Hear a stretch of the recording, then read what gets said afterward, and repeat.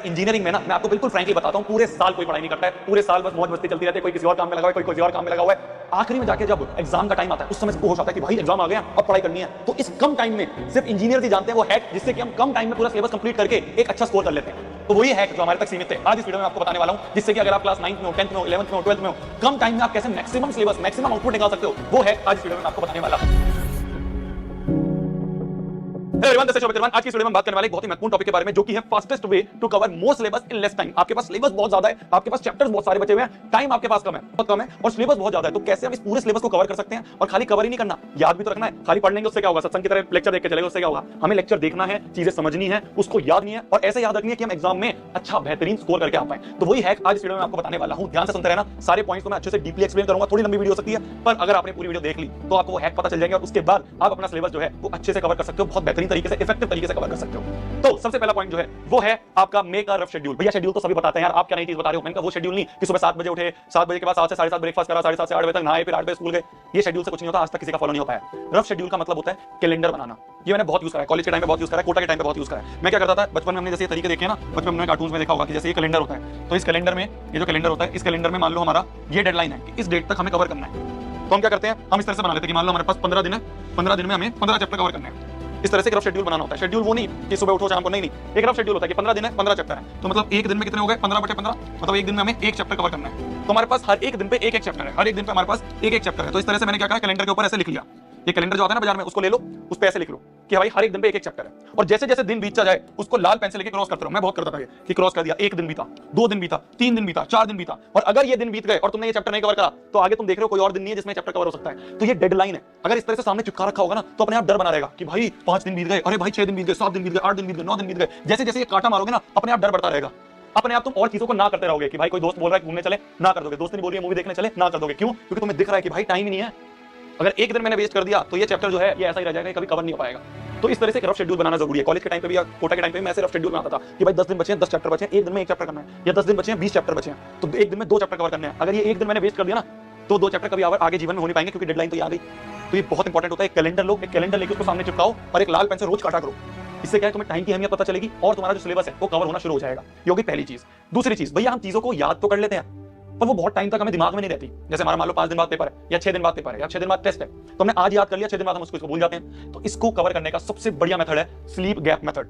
ये मेथड मैंने देखा था, मतलब मैंने कोटा में अपनी थोड़ा जुगाड़ लगा के समझा था।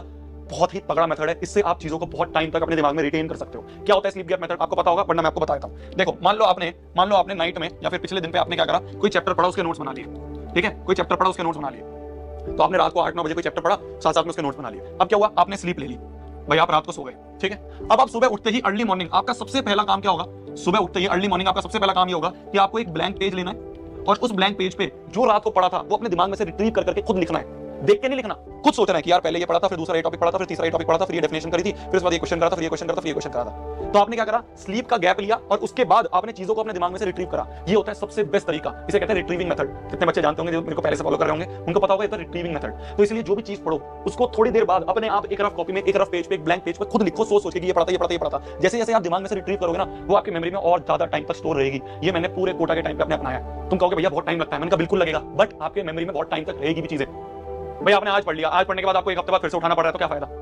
आज पढ़ो, एक स्लीप का गैप लो, स्लीप का गैप लेने के बाद वापस से उसको रिट्रीव करके रफ पेज पे लिखो। जो चीज भूले उसको बाद में देख लो।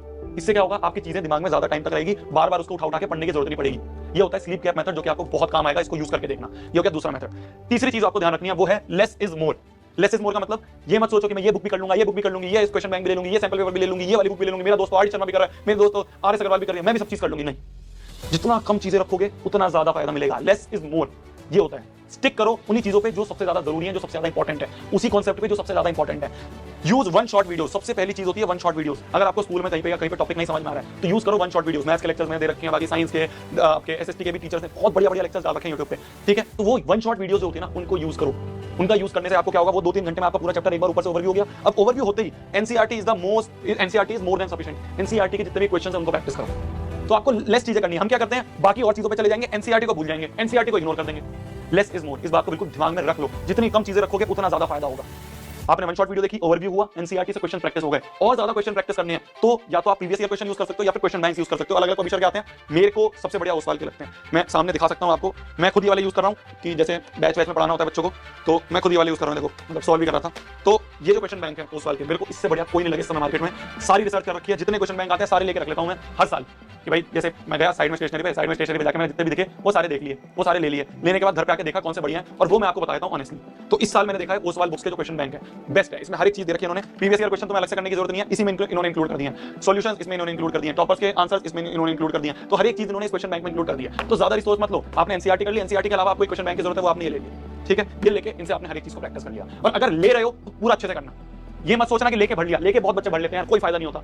ले रहे हो तो कोशिश करो इसको ऐसे रगड़ दो, इसको ऐसे मतलब हर एक पेज ना ऐसे गंदा हो जाना चाहिए, तब पता चलता है कि मेहनत करी गई है बुक पे। वरना क्या बुक सजा सजा के कोई रखनी है, बुक पे जितना गंदा कर सकते हो उतनी गंदी करो, मतलब अच्छे सेंस में पेन चला के, ऐसे नहीं कि उठा के डाल दिया, ऐसे नहीं कह रहा मैं। गंदा इन द सेंस जितना ज्यादा यूज करो, जितना मोड़ मोड़ मार सकते हो, जितना इस पे लिख सकते हो करो। मेन बात है इससे फायदा आना चाहिए आपका। अगर आप 300-400 रुपए ले रहे हो, कहीं से भी ले लो यार, जाके स्टेशनरी से लेना ले लो, मैं अमेज़न का लिंक दे दूंगा, वहां से ले लो, जहां से मन करे तुम्हारा ले लो, जहां सस्ती मिले। पॉइंट इज करना है, तो less is more. NCERT question bank, बस इसके अलावा कुछ नहीं करना। क्या मेरी बात समझ में आई? अब इसके बाद जो आखिरी है वो है आपकी फाइनल प्रो टिप।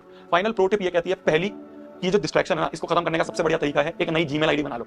एक ऐसी जीमेल आईडी बना लो जिसपे जो आपके यूट्यूब वगैरह के सब्सक्रिप्शन है वो सारे एजुकेशनल चैनल है। होम पेज में जो रिकमेंडेशन आती है उसको बंद कर दो, एक एक्सटेंशन आता है उसको लगाओ क्रोम पे, होम पेज की रिकमेंडेशन बंद हो जाएंगी। कोई वीडियो देख रहे हो उसके साइड की रिकमेंडेशन बंद हो जाती है। तो ये सारे हैक होते हैं जो आप यूज कर सकते हो। तो पहला हैक है, पहली प्रो टिप है आपकी कि आप क्या कर सकते हो कि आप एक नई जीमेल आईडी, मैंने बहुत पिछले साल भी बताया बच्चों को, बहुत सारे बच्चों ने यूज करा, आप वो यूज कर सकते हो।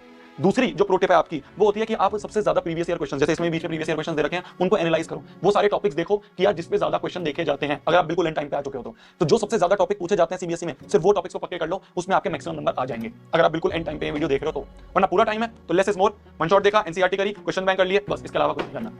क्या मेरी बात समझ में आ रही है? तो ये तरीके होते हैं जिससे आप कम टाइम में मैक्सिमम सिलेबस कवर कर सकते हो। बहुत सारी चीजों के पीछे मत भागो, कम चीजों पे स्टिक करो, बेहतरीन अच्छे से करो। ले रहे हो तो पूरी कंप्लीट करो, एक एक क्वेश्चन हो जाना चाहिए तुम्हारा, तब फायदा होगा इन बुक्स को लेने का, इन रिसोर्सेज को लेने का। वरना बुक्स तो बहुत सारे बच्चे बहुत भर लेते हैं। क्या मेरी बात समझ में आ रही है?